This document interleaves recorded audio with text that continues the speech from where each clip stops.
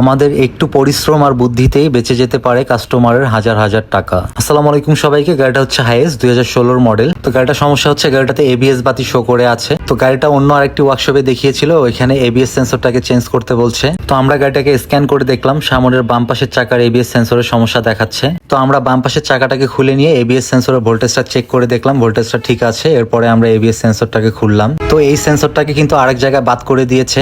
আমাদের একটু শ্রম আর বুদ্ধি খাটালে এই সেন্সরটা আবার ঠিক হয়ে যাবে। বেশিরভাগ গাড়িতেই এবিএস সেন্সরে এই সমস্যাটাই হয়।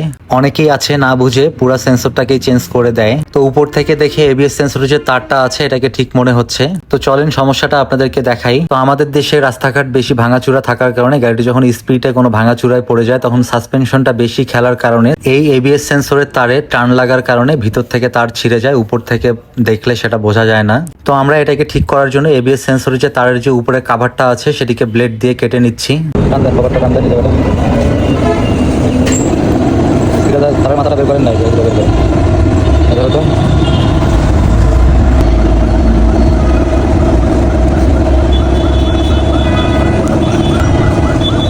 তো আপনারা দেখতেই পারলেন উপরে কাভারটি ঠিক ছিল, কাভারের ভিতরে যে তারগুলো আছে সেগুলো ছিঁড়ে আছে। আমরা এটাকে এখন রিপেয়ার করে দিব। তো আমরা সেন্সরটাকে রিপেয়ার করে লাগিয়ে দিয়েছি। তো আমাদের কাজটা কমপ্লিট। ভিডিওটি ভালো লাগলে লাইক কমেন্ট শেয়ার করে অন্যকে দেখার সুযোগ করে দিবেন। ধন্যবাদ।